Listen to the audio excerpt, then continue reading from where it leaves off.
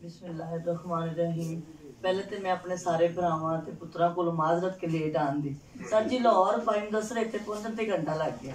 मेरा कोई कसूर नहीं, मैं टाइम नाल निकल आई इंशाअल्लाह। बाकी राशिद भाई बैठे ने, इलियास कुमन साहब मेरे भाई बैठे ने, सारे मेरे भरा ने, मेरे जेडे छोटे ने पुत्र ने।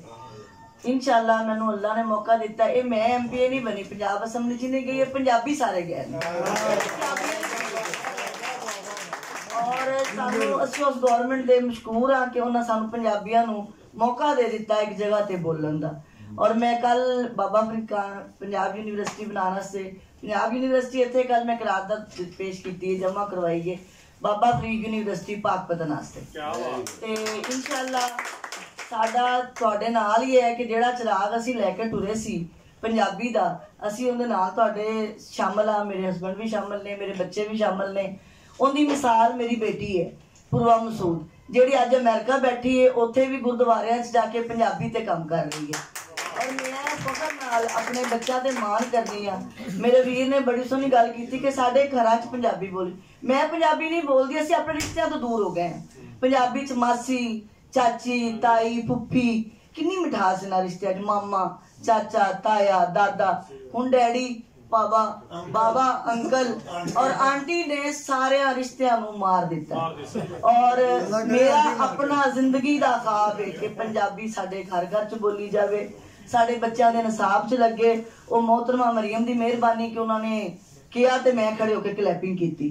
और मुदस्सर भाई, राशिद भाई, इलियास भाई, पाकपतन जो मैं बन के MPA गई तो सानू इत्थों उन्होंने इतलावां दित्तियां कि इलैक्शन कमीशन के दफ्तर च कमिश्नर साहब नू, DC साहब नू बुलाया गया। सानू बड़े प्रोटोकोल नाल, असीं उन्हां प्रोटोकोलों दे आदी नहीं, असीं तो वर्कर हाँ, साडे बगैर प्रोटोकोल तो अच्छे लगने हैं। जो मैं गई कमिश्नर साहब की मीटिंग भाई, बड़ी मीटिंग चली, उदों मैं कल्ली बीबी सा डिवीजन च MP, प्रोटोकोल भी मैनू उन्ना ही मिलिया, गल्लां हुंदियां रहियां। लेकिन जो मीटिंग खत्म हुई मैं कमिश्नर साहब नू कहा, क्योंकि उत्थे गलबात पंजाबी च हो रही सी। मैं कहा मैनू अपने MPA बनने की कोई खुशी नहीं, ना तुहाडे कोल दा प्रोटोकोल, मैनू ये खुशी कि एडे एडे अफसर कुलगियां वाले पंजाबी बोलते पे। मेरा तो आप से बड़ा मसला बोलती है। और इंशाअल्लाह पंजाबी वध रही है, पंजाबी अगे जा रही है। मेरे दोवें बच्चे मिसाल ने तुहाडे कोल। जो असीं मावां बदलांगियां, असीं मावां पंजाबी नाल प्यार करांगे तो पंजाबी नूं कोई नहीं रोक सकदा। ना किसी कैदे की लोड़ जे ते ना किसी अफसर की लोड़ जे। साडे घरां च साडी खराबी है। साडे पोतरे, मेरा पोतरा एडी सोहनी एलिस नाम की बेटी 3 साल की है तो क्या सोहनी पंजाबी बोलती है, दादे नाल भी मेरे नाल भी। उन्होंने असीं मैं कहानियां सुनानी अपने पोतरे पोतरियां बिठा के पंजाबी दियां, उन्होंने को फिर सुननी आ।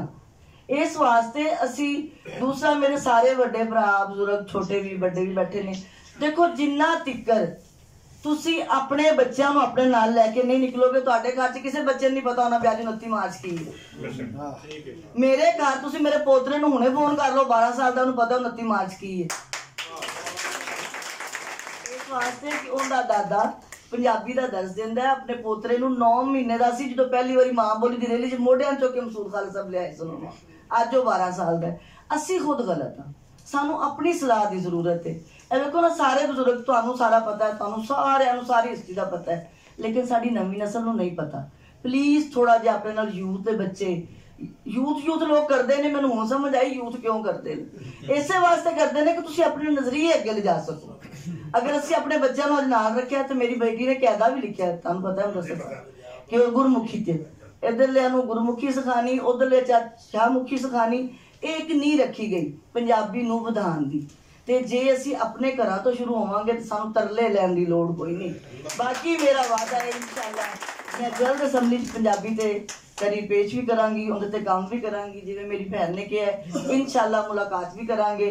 उत्थे तुहानू पता लग्या कि मरियम ने कहा पंजाबी लागू होनी चाहिए, पंजाबी कहता। और सब तो पहला उन्हें हलफ चुकन तो बाद पंजाबी का प्रोग्राम अलहमराज अटेंड किया और नाल उन्होंने कहा कि विसाखी इस दफा अच्छे तरीके नाल और हर जगह ते मनाई जाएगी, हर स्कूल च मनाई जाएगी इंशाअल्लाह। चंगियां उम्मीदां रखिए तो असीं अपने किबले भी दुरुस्त करिए। नुक्कर वाले मसला विछा के मस्जिद नमाज कोई भी नहीं पढ़ता, काबा ही पुछदे नहीं किधर है। माजरत नाल अगर मेरी किसी नूं बुरी लगी होवे, साडा अपना मियां बीवी दा ये शौक है, ये ख्वाब है और मैं बड़ी खुश नसीब औरत था कि अपने हथी जो चिराग लैके तुरे सी नाम मुदस्सिर भाई अज बलदा पे और इंशाल्लाह बलदा रहेगा। बहुत शुक्रिया।